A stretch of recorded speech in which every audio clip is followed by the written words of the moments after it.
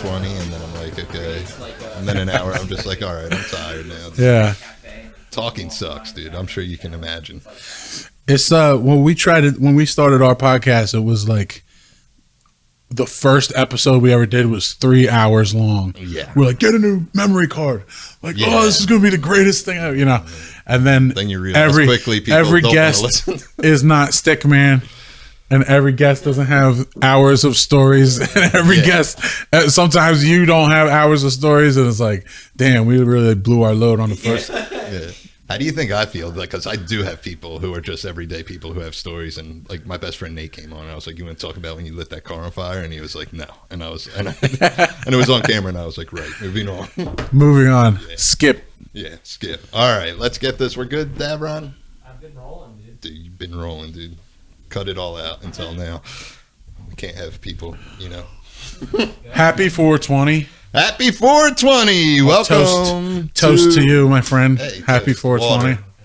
Water. I'm doing water this 420. I'm a water guy too. I'm sober. You're a straight edge. Mm-hmm. Correct? Am I correct in that? Correct. I gather information right before the podcast. I'm like, that's good to know now. Welcome to the Thanks for Sharing podcast. We are brought to you by Rouse at Cherry Hill, Mitsubishi, or Nissan, KO Pest Control, KCD Construction, Pace Roofing, Colt Recording, Hoover Delivery Service, ERT Restoration, the one, the only Art History, Black Sparrow Tattoo. I might end up tagging Black Sparrow Seattle, and they will message me telling me to stop, and I don't care. Four Seasons Landscaping, Sharky's Barbershop, Artie Realty, Bone Marrow, Capital Adjustment, Santini's Grill, A+, Insurance at Tyson and Castor, and Ivy Innovations. Holy shit. Yeah. I feel like such an amateur right now. Don't. Wow. Yeah, you'll see. You guys must be rolling in it. I wish I was rolling in it. No, that's pretty fucking cool, man. We have on my podcast, we literally have 0 sponsors ever. Yeah, well, of anything. It came to a That's point. pretty fucking cool, man. It came to a point because I'm a big podcast fan that I just hear them and I get jealous. Yeah, because they're on a level of success and I'm on a level of me. So I just hit up my buddies who have companies and I'm like, listen, I'm just gonna say sponsors. You have a real camera. Yeah. You have real lights on real stands. We make it official. And a real cool picture of yourself. Yeah. You got a light box. I got a light box. I mean, I'm doing well, dude. I'd say you're doing well. And I'm 32 and live at home with my parents and work at Applebee's, so I'm killing it. Yeah, congratulations. Thanks, man. It is. I got Employee of the Month once. In 9 years, I got Employee of the Month once, so I'm on fire there, dude.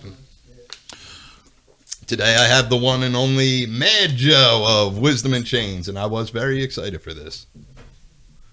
Because I had Mark in the beginning of this podcast. I was like, you should see if Joe wants to do it. And he was like, yeah, I'll get to it. Then you were at Stress's house, and he was like, yo, you should check out this podcast. Yeah. Who made it happen, Stress or Mark? Wow, dude. Mark, how much input would you say you had to this? Point something %. Nice. Not more. So Stress it is. No, I have suggestions. You don't listen. That's true. That's true.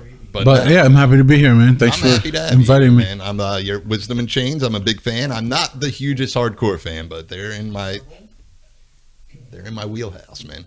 Yeah, that's kind of like our wheelhouse. No, it's mine. It's like we had to try to figure out where we fit in hardcore. You know what I mean? I like the more punky, aggressive, right? Not metal, and be like, hey, we're hardcore. Right. Like when we first started playing, a lot of bands, you either sounded like Hatebreed or you sounded like, I don't know, like a just metalcore. I can't think of any of those bands right now, but it escapes you. You know, just like the bands that were super metal, screaming their heads off, or super heavy, like Hatebreed style, and then people did not know how to take us. Yeah, we had to like really cultivate an audience to get some traction. Hardcore. It's a very confusing genre. It is, because I'm like, is this what it is? I don't know. Yeah. But when I think of hardcore, I think of Wisdom, Madball, Comeback Kid's another one I like a lot. Yeah, then I'm sure they probably went through that too. Comeback Kid. Yeah, because awesome band. Yeah, they definitely have like a direction. They they know what they want to sound like, but it doesn't sound like, it's not easy Yeah. hardcore for like a live setting, because your audience has to be willing to mosh for parts that aren't like the obvious mosh parts. Exactly. Or you know what I mean? It's just like you have to kind of trust that people are gonna like what they like and just either like you or not. Yeah. So I'm sure Comeback Kid went through similar I'm sure they did too. growing pains. And then there's some I don't get. Like everyone swears Lifetime's a hardcore band, and I Lifetime, love Lifetime. yeah. And I'm like, I don't think they're a hardcore. Yeah, band. I never got that either, because I played a lot of shows with Lifetime, especially in the early days. I saw Lifetime a million times, and I never understood why they were on the same show with other bands. Like it just didn't make sense to me. They just had the. But again, props to them for continuing playing those shows. Yeah. Because it's not easy. No. When you're playing a show where you stick out like a sore thumb, it's not easy. Well, a little bit before the World End, they were like one of the last bands I saw. They played the weekend of my birthday in November, so I saw them at the church. That's awesome. And the tour was called Just a Quiet Evening, and I am a sucker for dad jokes and puns. Yeah. And I just kept saying the whole concert, I said, you think they're going to play Just a Quiet Evening? And the whole concert got done, and I was like, they didn't play it. And someone's like, it was the third song they played. And I don't know where I was. You I were was too busy there. telling jokes, Yeah, I was too busy cracking wise. not paying attention. But this is why it was a great thing to witness live, because I never saw them live, that they are just like old worker men. And they were just like, they played for literally 30 minutes. They're like, all right, we're fucking done. And I was like, wow, really? Dude, they looked almost identical to, like in my memory, in 1994, they were like the exact same band. They were 40 You know? back then too. But my favorite part was they played for 30 minutes. They're like, all right, we're done. We got work Monday. This was Friday. They did an encore and they played like 4 songs. They were done in like 45 minutes. It was very that's impressive. great, man. And they played a lot of songs too. And they're not super short. They're not long either, but it was pretty fun. But you were part of my favorite 1-2 punch of This Is Hardcore. Oh yeah. Yeah, I went the past 3 years, and like I said, I'm not the hugest hardcore guy. There's a lot of bands in hardcore that I do like, but it was you, then Saves the Day right after. Oh yeah, that was a good one. Awesome for me. That was a good one. And I thought someone was going to die there in Saves the Day, and some kid just passed out on stage. I was like, this is the most insane shit. But I was so happy because I was only going to go Saturday. I think I went the next day, but I was like, if Wisdom's playing Sunday, I'm going to go Sunday. But you guys played Saturday, right before Saves the Day. Yeah, that was a big one. I mean, props to Joe Hardcore. My band makes fun of me all the time because I say this story over and over on stage at This Is Hardcore, and I'll say it again on your podcast. Please do, dude. We have played every This Is Hardcore except one. Wow. How many years has it been going on? I don't know off the top of my head. But I was at all. But I know we played every single one except one. We were in Europe at the time and we couldn't play it. And that one, it definitely bothers me that we didn't play that one, because not that we would be the only band that could say that, Yeah. But still, I think we gotta have the record. Yeah, I would think definitely. it's If you only because missed one, I think you have the record. I think we probably have the record.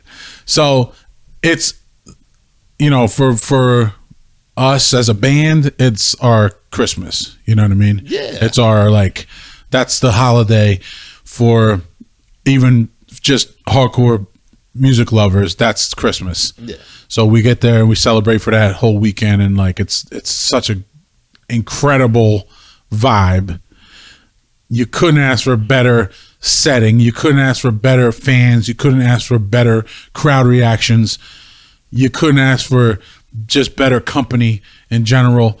It's the best. So, from the beginning, we've been slowly, steadily climbing up the rotation, you know what I mean? The lineups, and where Joe has been putting us in the last 4 or 5 years has just been just you amazing. Guys usually are second to last. Maybe not second to last, but If I it's a recall good correctly. it's a good spot. It's a good spot to be. So, and luckily people have been responding well at that spot too. Otherwise, I'm sure he would drop us. But I'm sure you guys are doing all right. for yourself. It's really just a fun.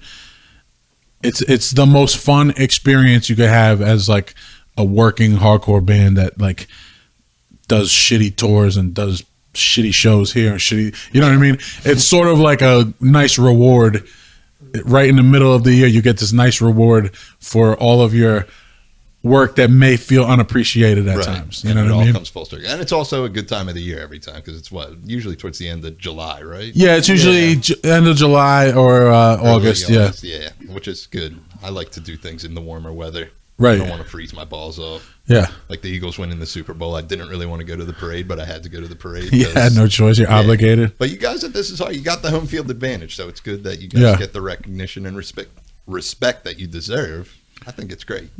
Yeah, I mean, I don't know if deserve is the right word, but it's definitely, it feels nice to feel appreciated. Yeah, a couple of years I have bailed on like the middle of This Is Hardcore to go to like a pop punk show because I'm like, I'm a bitch, I'm gonna leave, guys, and they were like, all right, do your thing, buddy.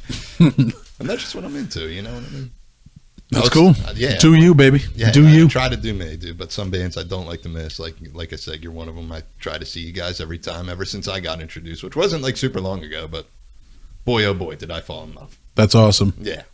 I appreciate that. And I mean, it's nice to hear from anybody, but it's very nice to hear from people who say, I'm not a huge hardcore fan. Yeah. Like, I don't know why, but that for some reason, it means that we got legs outside of the realm of hardcore, because hardcore is such just a community. It's so like closed off and like guarded by the people who love it. They don't want people in. They're like, no, it's ours. It's mine. It's mine. It's mine. So to be able to like step outside of it and continually pull people in from other areas, different musical taste, it's pretty cool to be able to do that. Well, it's always funny because like I try to explain hardcore music in like a way where it's like even bands that I really like, it's not like household names, you know what I mean? Like you got to understand the whole scope of music. Like there's the radio and what they play, and that's more, and I'm clueless about what's on that, but like I try to tell people, like someone asked me, they were like, oh, what are you doing this weekend? I was like, I'm going to go see Madball and Wisdom in Chains. They're like, I don't know what that is. It's someone I work with, like a young girl. And I'm like, I wouldn't expect you to know what that is. You know what I mean? It's weird. Yeah. Even bringing it up to you, like, I'm like, it's pretty big. It's not going to make any sense to you, but. But no, hardcore is a funny thing, dude. And I remember This Is Hardcore. I met the lead singer of Set Your Goals, which is one of my favorite bands. And I have a huge tattoo on my chest for them. And I think 2 weeks ago we talked about, and last week we talked about Never Meet Your Heroes on here. Yeah. I wouldn't say that they're my heroes, but they are like up there from my heavy rotation. I remember I was like, hey man, I got a huge tattoo on my chest for your band. And he was like, oh, can I see it? And I was like, yeah. And then he was like, all right, man. And that was it. So I was a little You wanted a bigger reaction. Yeah, but I started telling that as a joke on stage. I was like, you guys know Set Your Goals. And like, everyone that I do comedy with, like, none of them are into what I'm into for the majority, you know? Right. So, like, everyone's like, I'd never heard of them in my life, you know what I mean? Which they had a good amount of success. I'm not shitting on them. I said, well, that's the appropriate answer. That you guys don't know, and I have a tattoo on my chest for these guys, and they could give a fuck less, dude. Yeah. I'm sure he's a nice guy. Who knows, you know? I don't. We toured with them many years ago. Yeah. Fun band. They had a fun... I mean, they definitely were doing good. They were, I believe, they were the headliners of the tour. Yeah, this is so long ago. This is probably 2000. I don't know, 8. Yeah, that's maybe or when I stopped growing 7. Up. Yeah, when I graduated high school, I was like, this is it for the rest of, you know, if it's not 90s hip hop or anything from this era, I don't care. Yeah, yeah, they were, but yeah, they did good. I don't really remember them as you know, humans. Yeah, like you know, I just remember it was a fun set. I remember they played a fun set. They had a nice crowd come out, and they had some good reactions. Yeah. Well, I remember I saw them live one time, and it was at the TLA, and the whole thing was just wide open, and people were just throwing haymakers at each other. Really? And yet again, it's like they're so kind of heavier. Bizarre. Yeah. They're heavier for a pop punk band, but not that heavy, not haymaker heavy. Yeah, but people were just going fucking absolutely insane. And I remember this one dude was just drunk, and he stumbled up to me, and he just like avoiding all these haymakers, just stumbling in the middle of the TLA, and he said, "Guns N' Roses, man." Until this day, I was like, I don't know who that guy is, but he's the fucking man. Yeah. Yeah. Pop punk, the world of pop punk is always weird because it's always a bunch of dudes who go to hardcore shows and they're just like, I'm going to wreck somebody. Yeah. Like Newfound Glory is my favorite band, and I never seen a fight not happen there. Yeah, isn't that weird? Is it something? Usually our mutual friend Cody who starts it. Yeah. Like he'll be tying I his can shoes see and that. he's like, I got your back. I'm like, from what? Exactly. Something that you're going to start? I got your back from this thing I'm about to do. Yeah, exactly. I don't know what it is about hard dancing at a pop punk show, but I've seen that so many times, and it's always the weirdest thing. It's like, is it pop punk guys who have been to a hardcore show and they want to be the toughest dude at a pop punk show? Yeah, probably. Or is it just the passion? You know, I don't know. Passionate. I wish I could say I'm the toughest dude anywhere I go, but it's just very not true. Pop punk show? No. Yeah, not even? pop punk show. Yeah, no. There's Comedy club? Yeah, no, Maybe, still no? no, dude. Yeah, no. My one buddy Ryan, I do comedy with. Like, I think he trained like MMA, like growing up, and I was like, oh, so you're a legitimate problem, dude. He's a tall, handsome guy too. It's kind of unfair because he's very funny. I won't even say pretty funny, and I'm like, look, you're tall, you're a handsome guy, dude. You can And you probably fight. wreck fucking people, dude. You know. So you're big in the jiu-jitsu world, right? Great I'm not segue, big. right? I'm not big in the jiu-jitsu world. Listen, I train jiu-jitsu. Yes. I have a brain that processes if like one of my boys goes to the gym, I'm like, they're real into fitness. Yeah. So that's how I would just categorize No, it. I train jiu-jitsu, but I'm not. I wouldn't say I'm big in the jiu-jitsu world, but I do follow it as a sport also, and I really love training, and I love judo and jiu-jitsu. So Nice. Judo too. yeah, Nice. judo is the parent martial art. That is, jiu-jitsu is judo. Oh, okay. Judo's I'll do a little information for the people at home. Judo is jiu-jitsu. That's the original art is judo. Okay. Jiu-jitsu is a branch that focused on ground techniques. Oh, okay. Judo is jiu-jitsu standing up. Jiu-jitsu is a very focused part of judo that is the ground stuff, yeah, Okay. or newaza they call it. And so to do judo on the ground is jiu-jitsu basically. All right. Even though all jiu-jitsu matches start standing up, Right. taking someone to the ground is part of the game. So a lot of jiu-jitsu guys just cut straight through it and they just literally sit on the ground and wait till someone walks up to them. They're And like, I ain't got time to wait. but yeah, judo and jiu-jitsu really complement each other well. So if you train one, you should definitely train the other. Words of wisdom. I always try to get drug into jiu-jitsu by somebody, you know what I mean? And it's just not happening. It's once you get it, you will be like hooked. But until you get it, it's a nuisance. Yeah. Until it clicks, it's a big nuisance. Yeah. This is already extraneous for me. I'm just like, this is a lot, dude, to sit here and talk to Even somebody. this conversation. Yeah. No, not the conversation. Just doing this every week, talking to someone, which is fairly easy. Yeah. But no, Sharky's tried getting me in. Joe Hardcore, who I guess I met him through the past couple of years of just like hanging out with Sharky and Stress and stuff. But like every time I'd see him, he's like, see you on the mat soon. I'm like, that's never going to happen. You know that, right? Well, he got it bad, man. He's real into it. He got it bad. Yeah, he got like the bug. I remember him asking me about it before he trained. Yeah. And just asking him like, why do you go so many days a week? Or why, like, what's better about it that you could learn in 4 days a week that you couldn't do in like 2 days a week? Like, do you really get that much better? And it's not even about that. It's about do you like puzzles at all? Yeah. Right? Puzzle guy. You ever get like a puzzle or like a Sudoku? Yeah. Or whatever, a word search, even anything like that just like drives you crazy, and you're like, you just obsess over it. That's what jiu-jitsu is. So it's like this thing that you just like, you had a problem that you ran up against and you could not figure it out, and it's frustrating and like maddening, and you have to get back on the mat and figure out why this thing worked or didn't work, or I feel like I would have a problem with it, because I don't know if you know this. I used to do a lot of drugs. I have what they call addictive personalities. I've heard. So yeah, So I've heard. Yeah. No, I watched your comedy special. I appreciate on Prime, that. and it was dope. And I told everybody about it.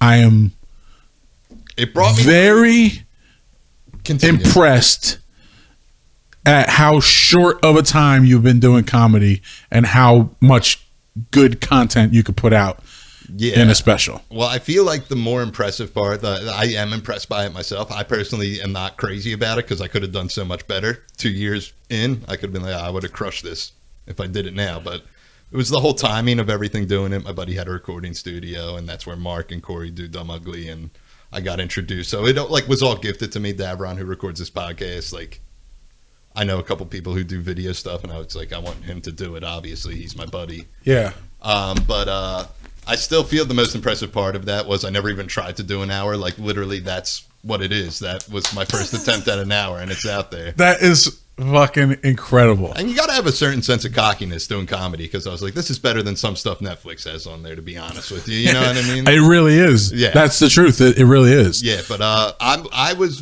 genuinely thrilled that you were like a comedy fan, because like I said, the hardcore world is a weird thing. I'm not saying that they're comedy fans, but it's just, I feel like you can get stereotyped pretty quick that you're a hard ass in hardcore. Yeah. And I've been following you a while on the gram, and you always post stuff like by Theo and like Dalia and fucking all the big name comedians, and I'm like, he gets it. I'm a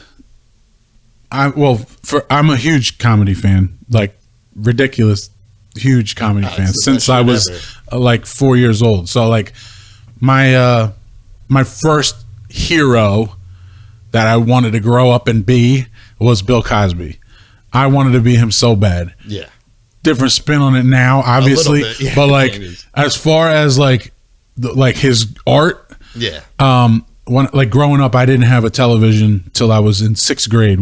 My family didn't own a television. Yeah. So as a real young kid, we just had a record player and stacks of records. My dad had probably 7 Bill Cosby albums, and this is so like Little House on the Prairie. Like, it sounds fake, but I swear to you that this is legit. After dinner, my family was very religious, and we had dinner together every night. It was like very like structured like that. After dinner, most nights, the family would leave the kitchen where we ate, go over to the living room, and somebody would pick a record. Yeah. And I was the ham of the family.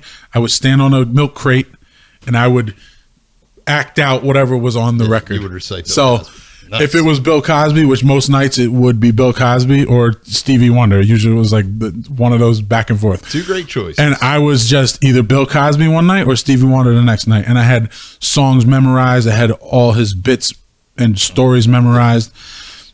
And that's what I wanted to be. Yeah, you were built to entertain then. So, yeah, I literally grew up like just entertaining my family first. And then at my church, I grew up speaking in a church and stuff like that. But there's no better reaction.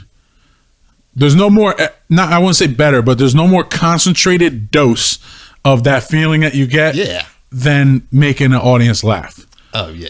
That's the most concentrated dose you can get. It is euphoric, man. So you have an addictive personality, you're doing the right thing. I also hate myself, so even if I do good, I'm just like, that was dog shit, and people are like, what's wrong with you? Like, all my friends that do comedy, they're like, I don't know, especially with COVID. My brother had triplets, so long story short, like, places started opening back up, and I just like wasn't feeling it. I'm like, I'm gonna start doing a podcast.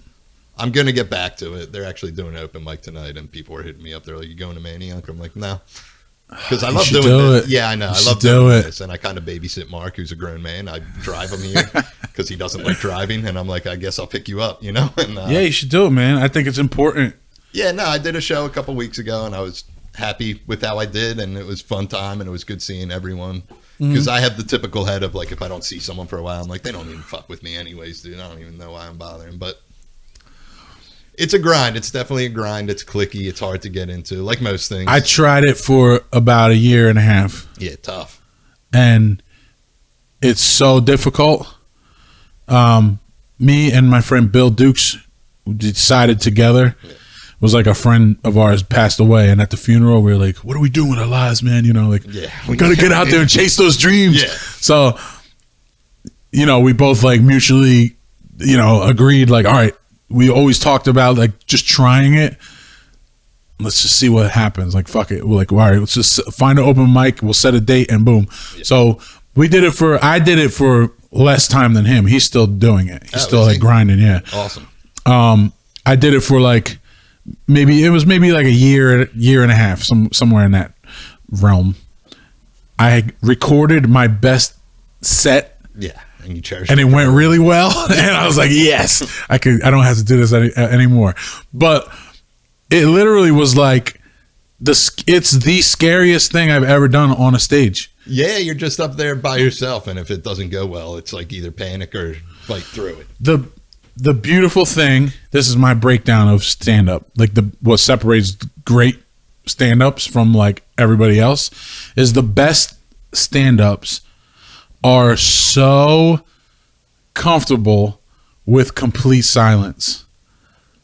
They're completely like, yes, soak it in. Yeah. This is going to make my joke even better. Right. And the best ones just like lean into that silence. And in the world that I'm coming from, silence is nobody likes you. It's the worst thing ever, is like no crowd reaction, no read, nothing. So I was like, I had that nervous energy of like, I need to fill every second with talking or stuttering, whatever, you know? Well, I did music forever. I even went to school for music, and it just, whatever.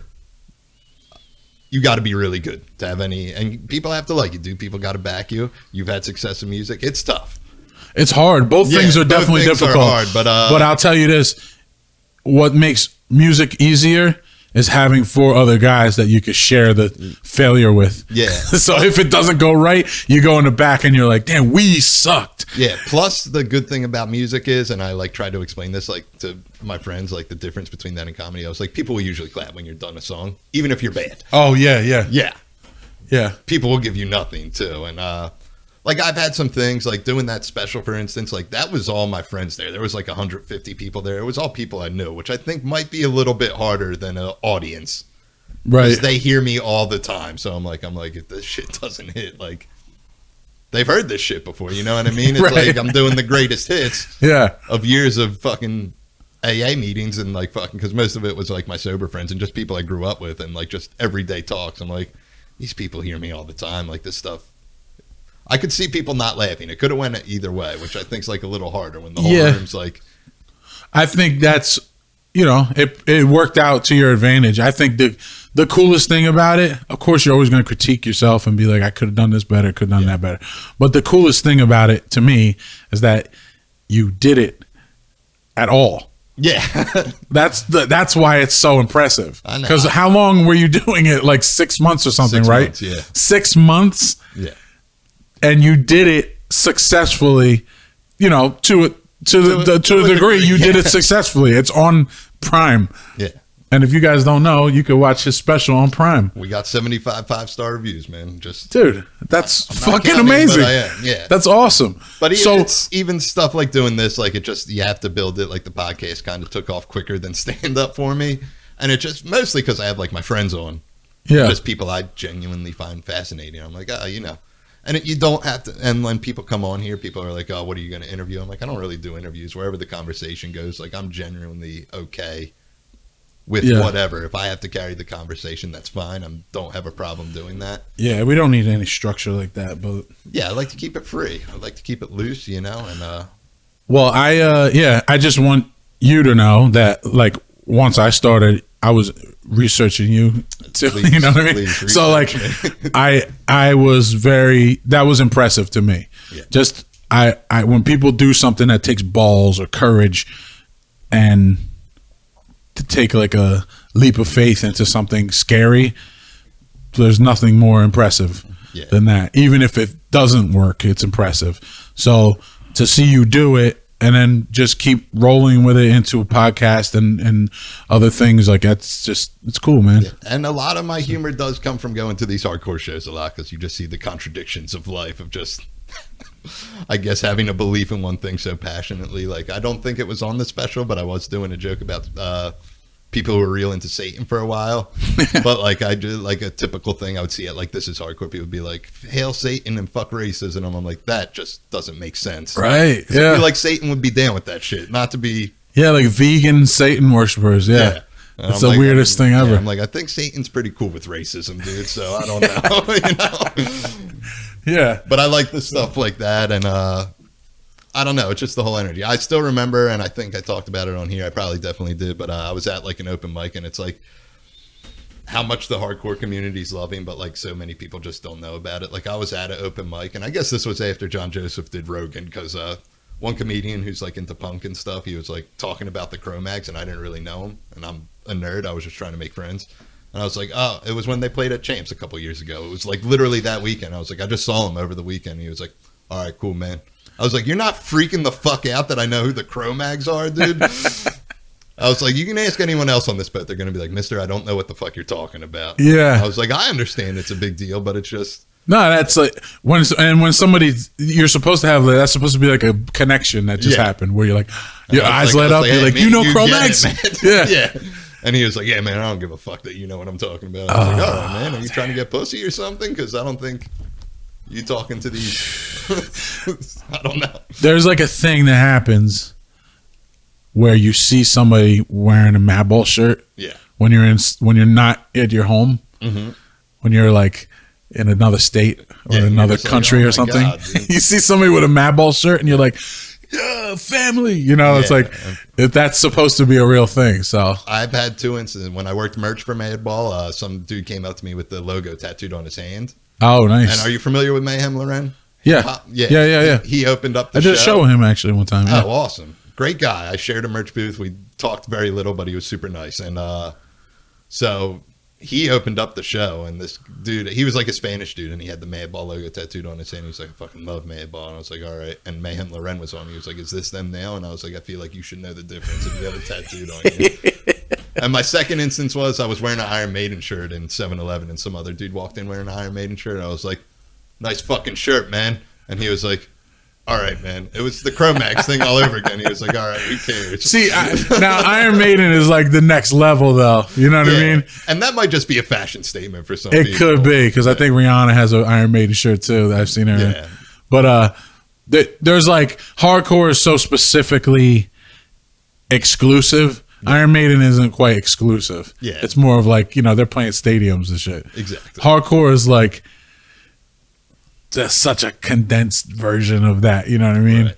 If you see somebody, MadBall is even maybe, because MadBall is incredible and like one of the ambassadors, you know what I mean? Absolutely. So I say MadBall specifically because they're the ambassadors.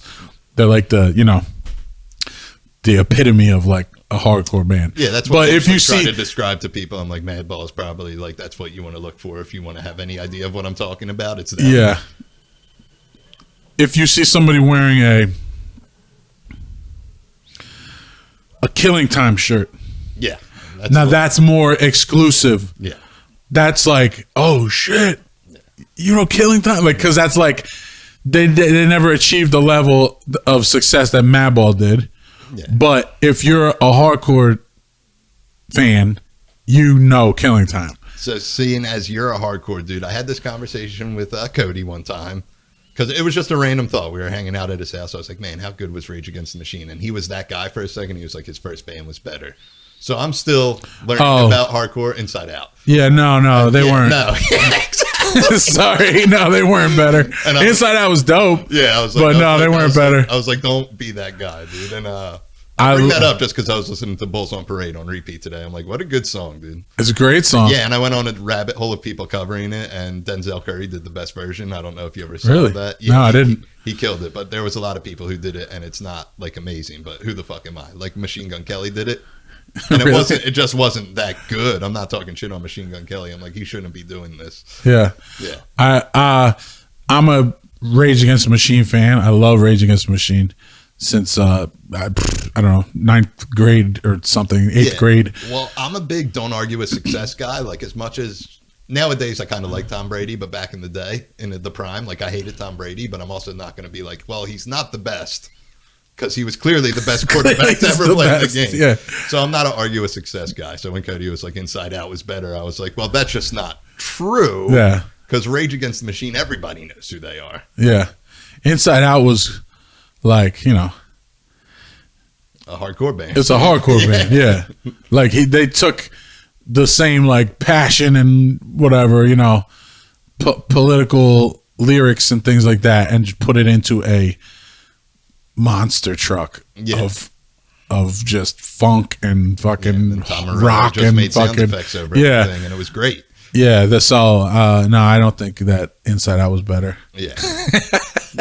He's a tough guy. Funny. He's a tough guy to talk music with because he'll just hate for the sake of hating. You know what I mean? I love him to death. He's like my best friend of me, dude. Yeah. Like I love that dude to death, but I will just always talk shit on him whenever the opportunity arises. I'll be like, fuck him, dude. Here's the cool thing about hardcore. Okay, let's take Gloves Off. Okay. Great band. Great band. Yeah. Like, amazing band. Yeah. I'm not just saying that because I'm friends with these guys. Yeah. They are amazing. You can tell me the truth if you want. So, Yeah, where'd he go? Yeah, no, Mark I got really do. kicked out. That's I really do believe they're an amazing band. Yeah, they are. That's hardcore, and so is Wisdom in Chains.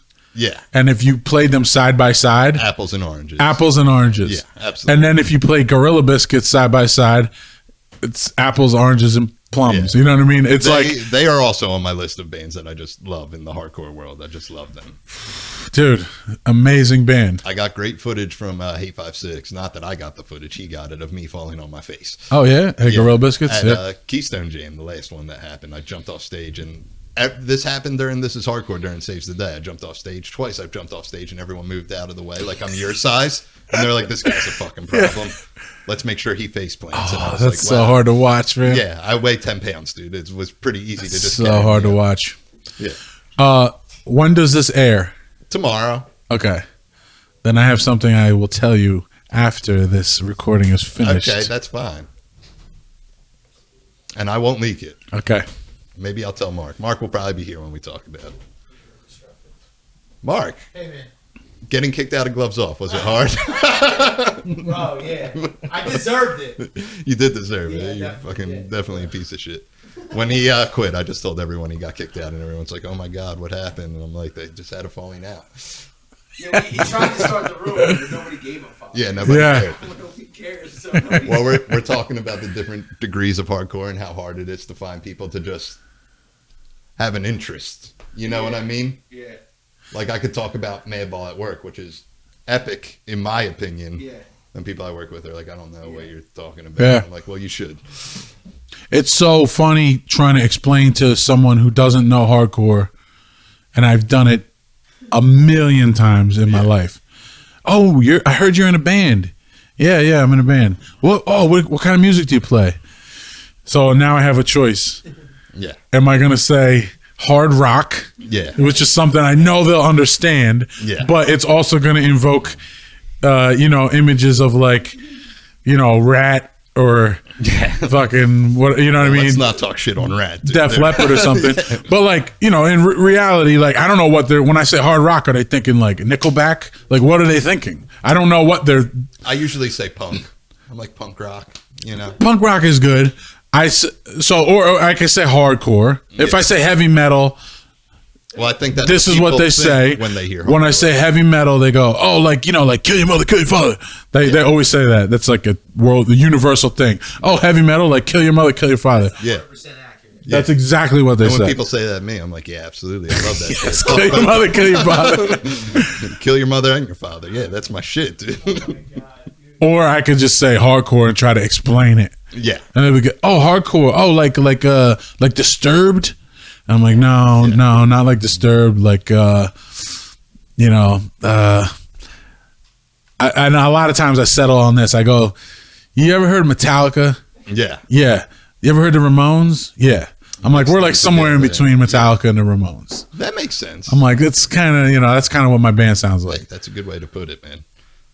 I don't know how else to put it, because if they do know, even if they do know hardcore and they never heard of Wisdom in Chains, it's still kind of hard to explain to somebody what my band sounds like. So we sound like a little bit of everything, I guess. I don't know. The year the Eagles won the Super Bowl, I listened to a lot of Wisdom, because for the whole 2 weeks after the NFC Championship game, I only listened to music from the Pennsylvania, Philadelphia area. So it was a lot of Wisdom, a lot of Little Dicky, a lot of Dumb Ugly, and a lot of Hall & Oates. What a glorious time that was. It was. glorious. It was the best time of my life, as I discussed on the special. And I love that now, whenever you see compilations of greatest NFL plays of all time or whatever, like the Eagles Super Bowl, the Philly is on every list of like greatest football plays of all time. That is one of the greatest plays ever on a football field. And now it's a hot dumpster fire, man. Yeah, it don't matter. We won a Super Bowl, baby. What are you gonna do, man? We won. I'll take it.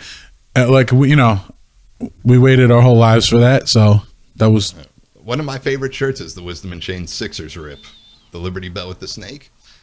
Oh yeah, that was a good one. Yeah. Did you ever see the Phillies one we did? No. We did a really nice Phillies rip, where the D in the Wisdom is the P flipped upside down. That. Yeah. That's one of my favorite rips we did. Yeah. And then we did the Bird Gang after the victory. I know. I'm supposed to be getting a Wisdom hoodie, and I don't know. Mark, are we ever getting our hoodies? Yeah, they're yeah. Go pick them up. Oh, they're over at Nameless? Yeah. He's only 10 minutes from me. Yeah. So it's hard to get there. It was the charity hoodies, then, which everyone should, I don't know if you can get them still, but give the money anyways. But just get the money anyways. Yeah. No, we ordered the hoodies when they came out, and it, like, up until last week, I was like, I've seen people wearing them. I'm pretty sure they're out now. You should have them. Yeah. Yeah, and he was like, I don't think they're made yet. I was like, this was 2 months ago. No, I do know somebody who got. I know somebody who got one. I'm pretty sure. Yeah, I saw people on the gram wearing them, and I was like, okay. Those are definitely the hoodies that we ordered. I would like mine. You know what I mean? I don't have many pink hoodies. I like to dress. I've been told by my friend Naeem that I dress like a black man, and Naeem is pretty much as black as you can get. And yeah, he's like, you dress like a black dude, and I was like, that's right, man. I wear Easter colors all the time. That's one of the privileges. That's black privilege. Yeah, I have black privilege. Black privilege is being able to wear Easter colors. Yeah, I tried. That's why I tattooed my whole body every color, and I was just like, I'm sick of being white, dude. Let's just take it up a notch, man. I got into like wearing colors like over the last like maybe like 6 or 7 years. I've slowly been like wearing. You know what happened? I was looking at pictures through the years, and I couldn't tell what year the picture was from because I was wearing the same fucking thing. Black t-shirt, cargo shorts, sometimes camouflage, sometimes just tan. Nah, I'm the same way, dude. I get it. You know what I mean? And I'm like, oh my God. I know the uniform. We all look the same. What the fuck? We all look exactly the fucking same. So there's nothing wrong with that either. It's just I wanted to. If you're like as like the face of a band, you know what I mean? I feel like looking completely anonymous.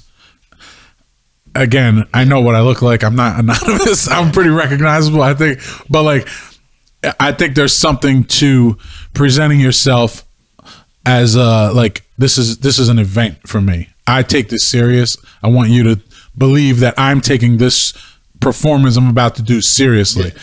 So let me dress appropriately. Let me make it look like an event. So I started wearing like a little nicer shirts and different type of clothes. Business cash. I've seen you on business stage. Cash. Nice little button up on there. Yeah, I'm going to work. Yeah, I get to bring my little briefcase, put it on the drum riser. Yeah, dude, but that's where it's at. I like to present it as like it's special to me. I want people to remember it. I want people to be impacted by whatever I'm about to say. So I want to look like I'm about to say something that means something. Absolutely. You know what I'm saying? So that and I actually that's some advice that I got from a front man I respect a lot. There you go. Okay, we're not told me that dropping here. And this front man who I respect a lot told me some advice. He said, "You are what you present yourself to be."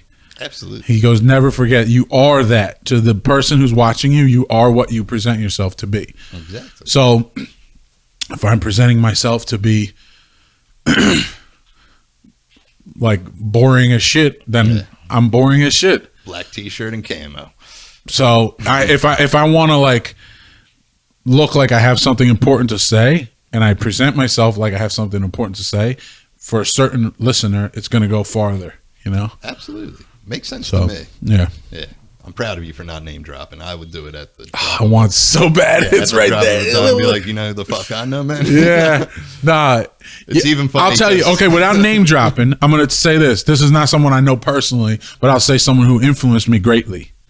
Is Dee Snider, Twisted Sister. Twisted Sister, yeah. Okay, I always was like clowning on Twisted Sister. Yeah, as like a young man. I never bothered listening to Twisted Sister. I didn't know anything about history of Twisted Sister. This is not my music. I don't listen to this. My bass player at the time, Big Show, was like, "You don't fuck with Twisted Sister?" And I was like, "No, I don't. Why would I listen to that?" Let me school you. And he's like, "Please, you have to listen to Twisted Sister." He played me a couple songs. I was like, "Yeah, it's dope." And he's like, we were playing a festival with them in France. Oh, nice. Called Hellfest. And they played like maybe an hour after we played on the main stage. We played on like the hardcore stage. They played on the main stage about an hour later. And he was like, "Dude, you must be there." He's like, "Please, please, please, please, you must be there." So we watched Slash and his band, and then Twisted Sister came on that stage next. And I'm telling you, it was, as a front man, it was transformative, I guess is the word. It can change your life, man. He is one of the greatest frontmen I've ever seen, ever. And I don't mean that funny or ironic or any other way than he is incredible. Yeah. His voice is incredible. His energy is incredible. His fucking moves, his like fucking physique, like he's incredible. He is this dude. His whole life is built around being the shit on stage. And he gets on the stage and he is the shit. Yeah. Not a single eye in this whole festival could look anywhere but at him. He was incredible. So it definitely, like, there's a few stages where I had to like step my game up because I realized I was whack. Yeah. And that was one of them. That was one of those moments where I was like, I got to do better. Yeah, I got to be more Holy like shit. D. I can't move.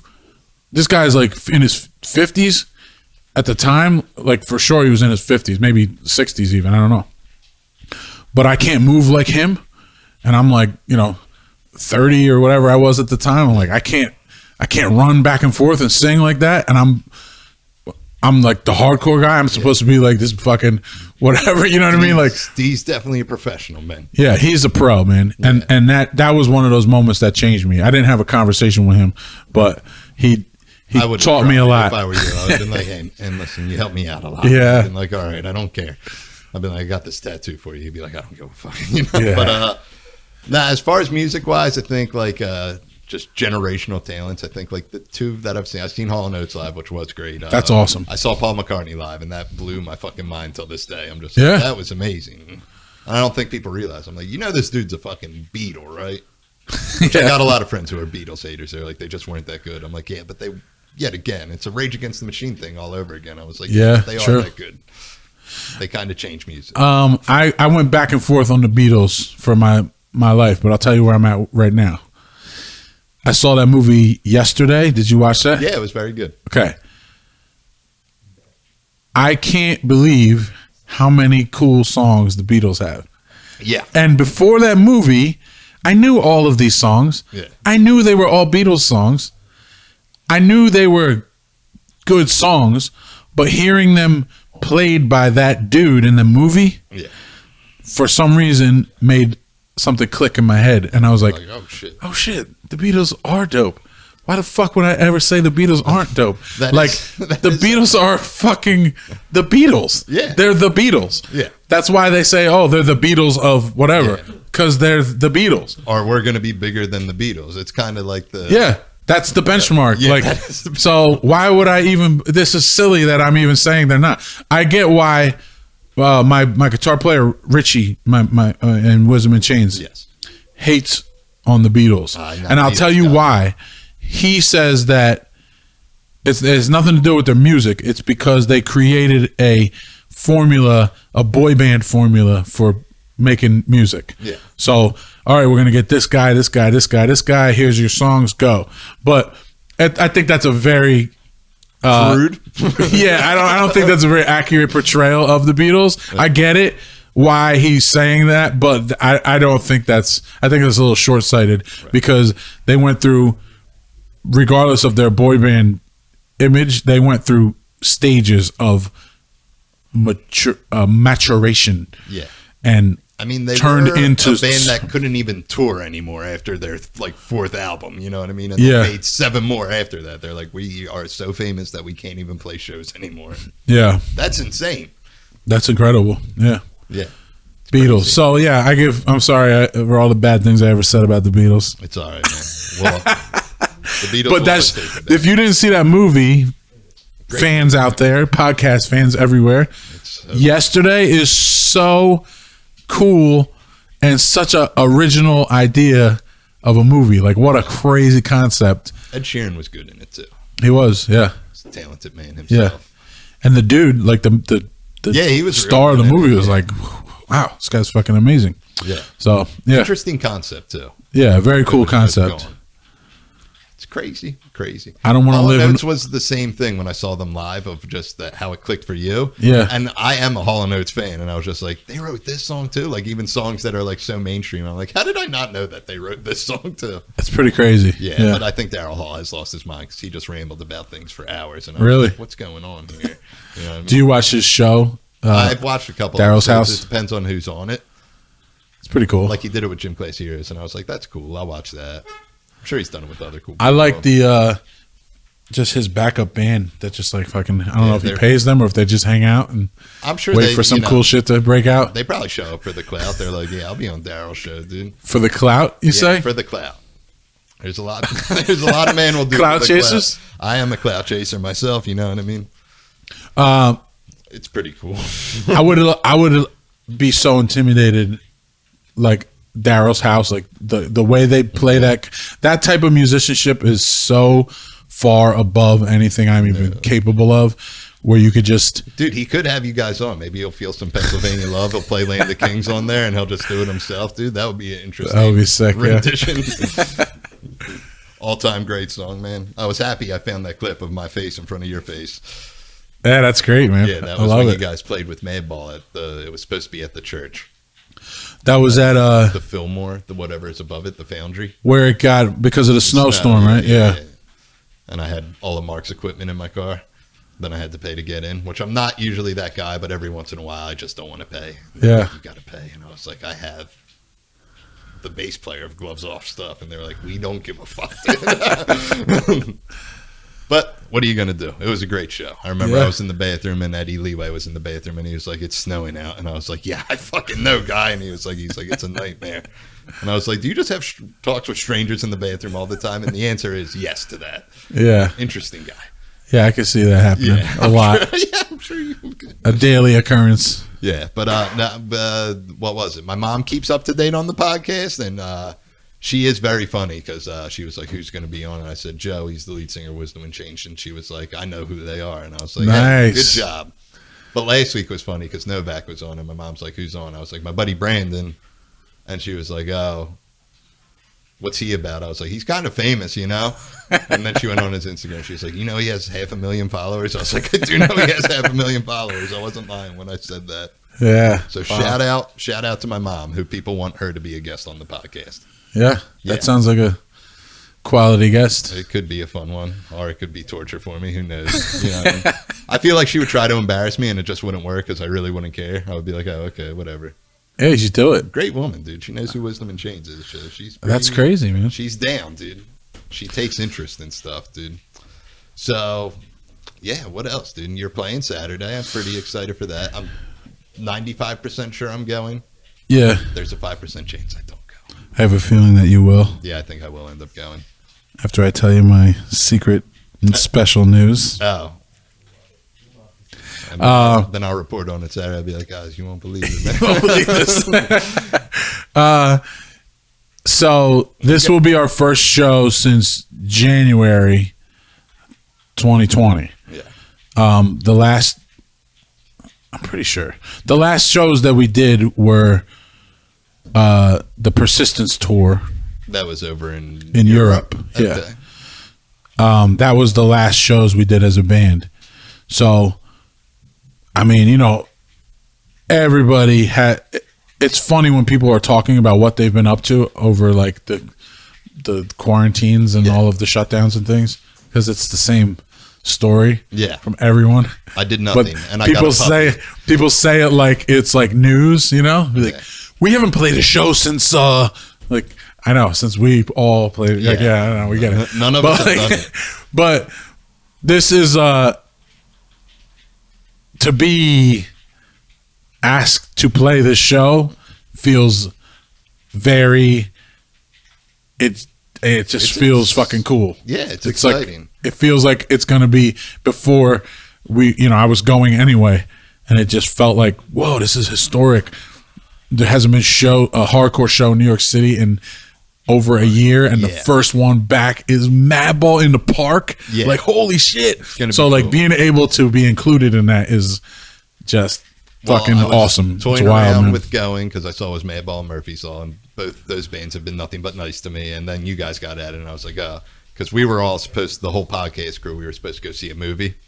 And I was telling Stress about it. I was like, I might go to the movies. I don't know. And he's like, what movie are you going to see? I was like, it's real nerdy. He's like, I like Star Wars. I was like, this is next level beyond what you're even prepared for if Star Wars is what you're hitting me with.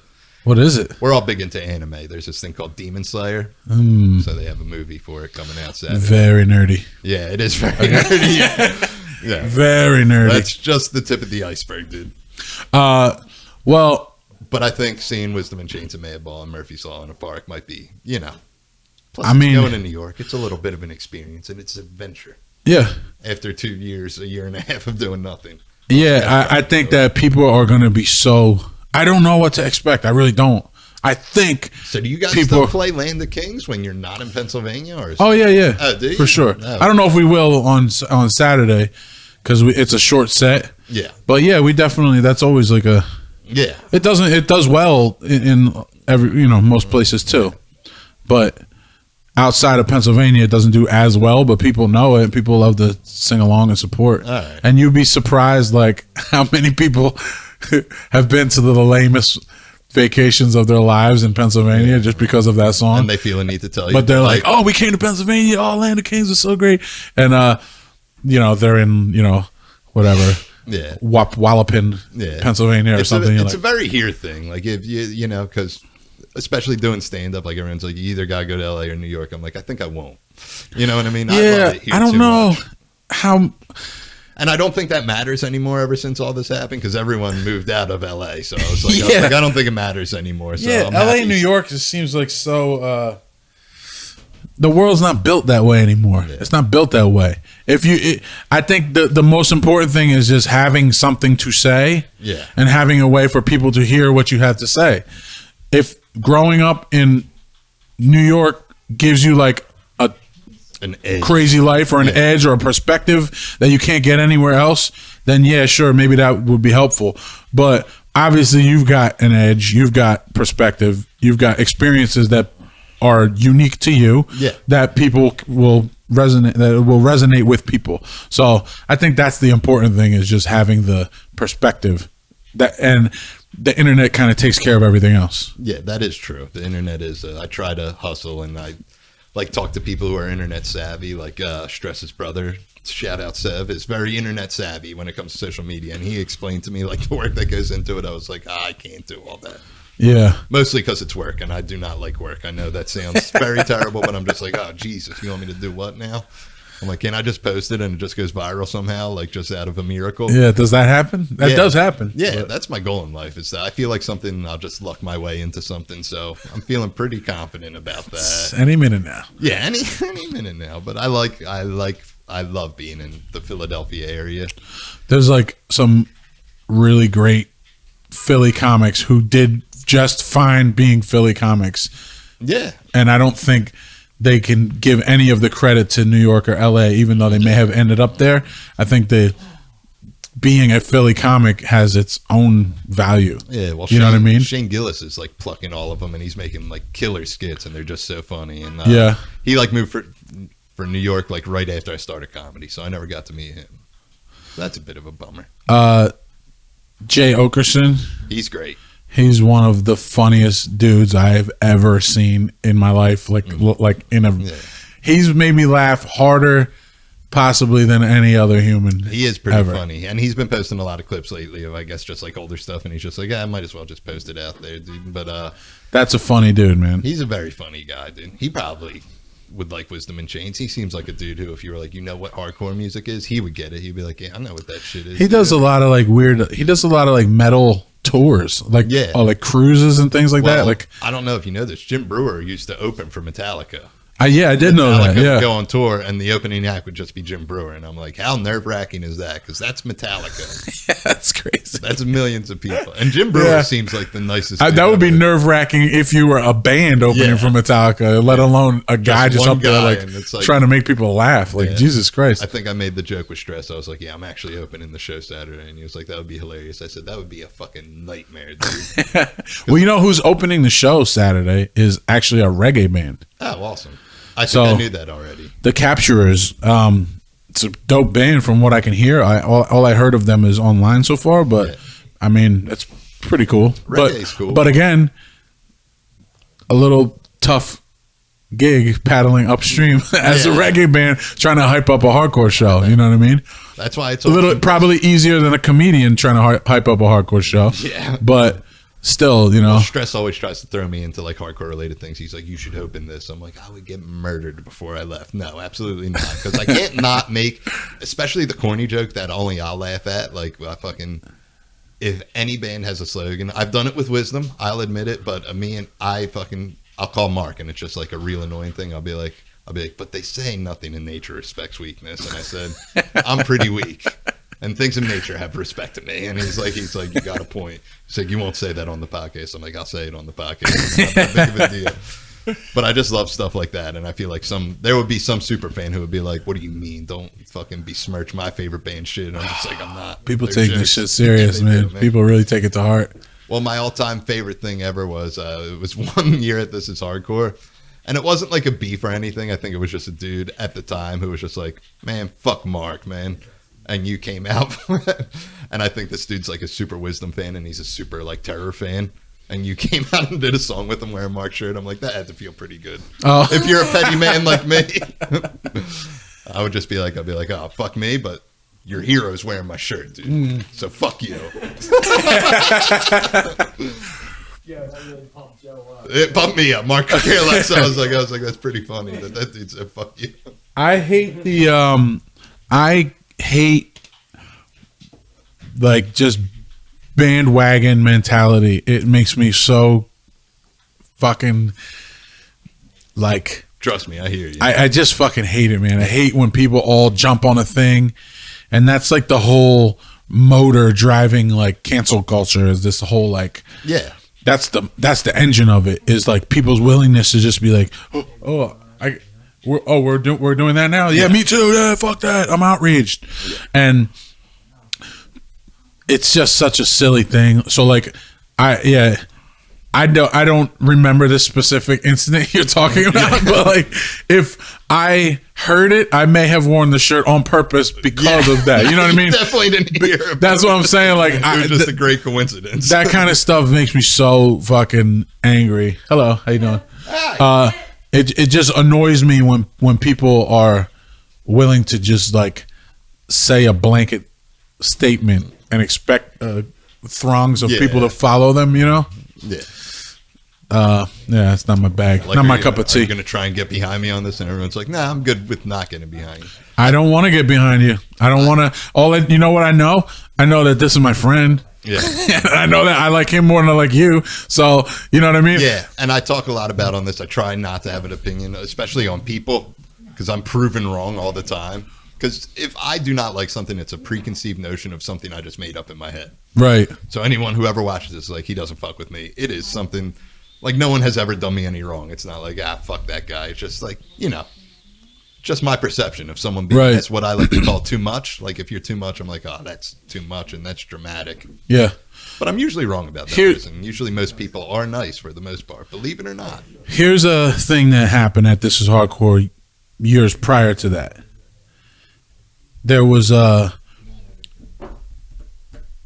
I can't remember which black man was murdered by police at this particular incident, Right. but it was right around the beginning of Black Lives Matter movement, Yeah. when it was important for some people to say Black Lives Matter. And then there was other people who were saying, who didn't quite understand it yet, because this is a new concept Yeah, absolutely. of the statement, okay? And there's other people who said, but all lives matter. Correct. But, But that's also- not the issue right now. The issue is like, there's so many analogies. I don't have to go through The it. issue but is we're acting like that. we're- One set yeah. of lives doesn't they all matter. do. Yeah. So why is this? Let's focus on this one that Yeah. seems like it's being treated unfairly. So, at This Is Hardcore, Civ from Gorilla Biscuits said all lives matter on stage. Yeah. He said Black Lives Matter, all lives matter. He said it like those two things back to back. Yeah. I love Civ, man. Yeah. That dude is not. He didn't mean anything by it. Oh, he seems like he the didn't mean total he did nice. not. He didn't mean it derogatorily towards anybody. He just said this thing, which is factual. And as a friend, I support him because he's my fucking dude and I love his lyrics, and he's been preaching anti-racist shit his whole hardcore career. So Yeah, I'm gonna. don't you know we're all here to see Gorilla Biscuits, you Yeah. morons? You're really gonna like Get your panties attack in a this bunch of- guy because he said this thing? So the next chance I got in Philly, I said something about it because I believe it was the next day actually on This Is Hardcore when we played, and I said something about it on another show at the church. But there was like this element that's trying to like push their way in constantly of like Yeah. the most correct people on earth. We are the most correct ones. Yeah. And no, you're not, man. They're just clueless. people Everybody's themselves. fucked up, man. We're all fucking fucked up hardcore kids. Like, what are you talking about? We're all fucking morons. That whole situation like just drove me nuts because obviously I do agree with Black Lives Matter because I'm not a monster, you know what I mean? But also my favorite thing, and this is like a very punk rock thing, it got popular now, especially with but like people with like ACAB and stuff, and I'm like, so what's that mean? Always carry a Bible? And people are like, no, it's all cops are bastards. And my favorite thing to follow up with, I was like, my dad was a cop, you know, and he did a pretty good job raising me. Yeah. Like in a household with no hate, like that blows people's minds. They're like, but your dad should be, by my own opinion, a piece of shit. I'm like, well, he's not. He's the Yeah. nicest dude ever. It's a blanket statement, dude. Yeah. It's a blanket statement. Sounds cute and all. Yeah. All cops are bastards. All right. Like, what are you fucking, you know what I mean? Are you on like what's the remember Inspector Gadget? Yeah. The What's claw? what was his team? His team was called Oh. like Venom or what, I don't know, whatever the fuck they were called. think Like, it was called you know what I Venom. mean? Like what are you? You're all this thing. Yeah. You're only this. You never branch outside of this mentality. Right. Really? Like, That would be like if someone took exception, and people have taken exception. They're like, you work at Applebee's, you're the worst piece of shit in the world because you work at Applebee's. I'm like, all right, man. yeah. I tried making jokes about it, like especially. Yeah, it's like Yeah. it's such a dumb blanket statement. Like, no, all cops are not bastards. Yeah. Okay? I as a black man in America Yeah. am friends with a few police officers, okay? Right. I grew up with some of them. My friend Sean is one of the best dudes. He's literally one of the best dudes. He is that dude that's like, I want to clean up these streets, man. Yeah. He's like, you know, He's got something to prove, man. he's got something to prove, and he literally is that dude. Yeah. He's that dude, and he's like, I want the world to be safe. I had to see this and this when I was growing up, and I don't want that. My kids growing up like, that's honorable, man. I get it. Maybe a little disillusioned, perhaps. Yeah. But who isn't about a lot of things? I'm sure we're all fucking things, disillusioned. yeah. We go on a stage and like pretend like we're important and shit. You know Yeah. what I mean? Like, we're all a little disillusioned. Yeah, exactly. Just a little. I He's like to doing feel it. important time to time. He's doing it for like, for you and you and you. So like, he's not a bastard. Yeah. He's the shit. And I will stick up for him if someone's, because he's my friend. As you should. And so I just don't understand these people with these blanket statements. that sound like it's like the meme world, Right. Brought into your vocabulary. Boom. They just want this headline, this blurb, this powerful statement that ends a conversation, and they don't have to dig deeper into it. Yeah. This is all cops are bastards. I'll talk to you later. Yeah. No. Wait. There's a conversation that needs to be had here. Right. There's something else we need to talk about. Because you're a little with everything. With everything. And it goes for things that I support too. So Black Lives Matter, someone has a problem with it. Yeah, let's talk about it. It needs to be talked about. That sounds weird to you. Let's figure out why it sounds weird. Let's talk about it. Let's come, there is a middle ground that we're both going to be like, seeing each other's perspective. Yeah. But if you just are resting your argument on the statement itself and walking away and not willing to engage in a conversation with somebody and fucking break it down, then you're just an asshole, Yeah. And it can be said across the board with it, not just that statement, but like I remember I was opening like this was during the quarantine, this was during the election, like when things opened up for the first time, like a little bit.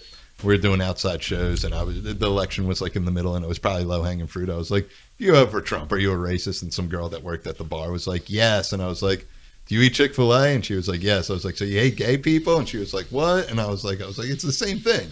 Yeah, kind of in a nutshell, I thought. But I think I agree with you. It's like it's a real crazy thing to just say yes. Yeah. You never met you don't. Yeah. No, it doesn't mean it could mean so many things. There could be a trillion reasons for doing a thing, like voting for Trump. Yeah. Eating a Chick-fil-A. Yeah. Fucking whatever. There's trillions of reasons. Could just be chicken sandwiches. Endless reasons. Yeah. But it's across the board. I've heard so many stuff. I remember I was outside. I was hosting a hip hop show, and this one girl said, "I never met one person who smoked crack that is talented." And I took exception. I didn't say anything that night. I'm not saying that like I'm a great stand-up comedian. I was like, I can lick my elbow, which is physically impossible. So that's a talent, and I can do that. And I also smoked crack before, so shows what you know, lady. Yeah. Shout out to DMX, by the way. Yeah, DMX. So she's wrong. She's wrong. Yeah, DMX. She's wrong. I was actually in rehab with people who were like from Allentown, and they were like, "You would be surprised how many times I got kicked out of the crack house because DMX was in town." I was like, "In Allentown?" They're like, "All the time." That was his spot, dude. Yeah. So straight edge, right? What? I guess you choose that life at a certain age, right? It just never appealed to you. Yeah, I just never. So, like I told you before, I grew up in a very religious house. Yeah. Very religious parents. My dad grew up in a very crazy circumstance, in a very chaotic, violent, like not nice place, and so I heard a lot of nightmare stories about drugs and alcohol, and prostitution and pimping and all crazy stories. I heard all of this shit growing up, so the idea of like living like a street life. Yeah. I was not about it at all from a very early age. Listen, really not that appealing. Not appealing at all to me. So I was not about that kind of life. And then when my brother introduced me to punk rock and hardcore music, my older brother Simon, and Minor Threat was one of the first bands that he introduced me to, and I learned about straight edge, and I was like, oh, that's what I am. Yeah. Like it just was what I am. I always commend people, and I find it fascinating because if there's one thing I hate, and it's not me shitting on straight edge people, is when someone calls me straight edge. I'm like, no. I was like, those people had a choice. If I could, I would be fucking doing drugs till the sun came up. I just don't successfully do it. There's like a few different slogans through the years of straight edge, and one of them was like straight edge. If you're not, straight edge. Do you drink coffee? Isn't that like? I do drink coffee. Oh, okay. Yeah, I love coffee. Yeah. Don't people consider that not straight edge? Some people do. Yeah, I don't obviously, next but level like I don't. To me, it's like, am I using a drug as a crutch to get high to escape my responsibilities? You know what I mean? I know the feeling. Believe so. That to me, that's the difference. That's like the straight edge mentality. Is like I'm just gonna face the thing. Yeah. That to me is what it's all about. It's just being like present and able to the best of my ability, and I'm still suck at it. Yeah. But like being able to like face real life, real situations head on. And it's still a struggle. On life's terms. Life on life's terms. Yeah. It's a struggle. I get it. So, yeah, I can't remember where I was headed with this, but like since I was like 13, it appealed to me. 12 years old, 13 years old, it appealed to me to be like, I really don't want to be a drug addict. Yeah, I don't want this. I don't want this in my life. Makes sense. And so, if I like declare myself as this thing, it will kind of protect me. Right. You know what I mean?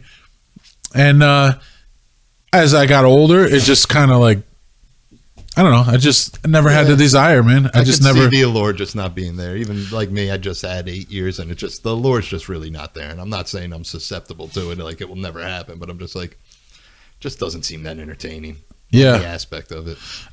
I had so many experiences being the only straight edge guy in a band, or being the only straight edge guy in a group, where I just do not want to do what these people are doing around me. Like, I'm so over, like, especially when they're your friends and I'm babysitting them. Yeah. And I'm like, I gotta fucking drive these assholes around for the next fucking how many hours? Oh my God. Yeah. Like, I don't want anything to do with them.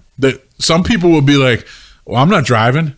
Yeah. I want to do what they're doing. Exactly. And me, I was like, I don't even want to be here. Yeah, your process of elimination. They're like, I'm like, I don't even want to be with you guys right now. I'll call you when you're sober. Like, you know. I get it. Or being on, sometimes it happens like on tour, you know what I mean? Where I'm on tour and everybody in my band is wasted. Yeah. And I'm like, the fuck am I even doing? This is nuts. You're the bus guy. I have to just drive. My job is to drive these guys around. Like, nobody cares that I'm not doing what they're. What if I wasn't here? Would somebody step up? Do you bring equipment in? I do bring equipment in. Yeah, you shouldn't be. That's fucked up. You shouldn't be held accountable to be the driver. Double duty. Yeah. And I was playing. I was probably playing an instrument at the time too. So yeah, I had heavy equipment back then. But like the appeal was just never there to me. So I'm straight edge more of out of fear. There you go. Hey. I'm straight edge out of fear of.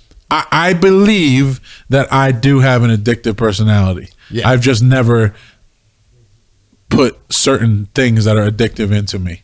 But if I did, I feel with probably 97% certainty that I would fucking love it. Yeah, probably. Most people do. So I think it's for the best that I just maintain my straight edge, oath clout. or whatever. Clout. Yeah, sure. Straight edge Clout. All right. Well, it's been lovely having you here chatting.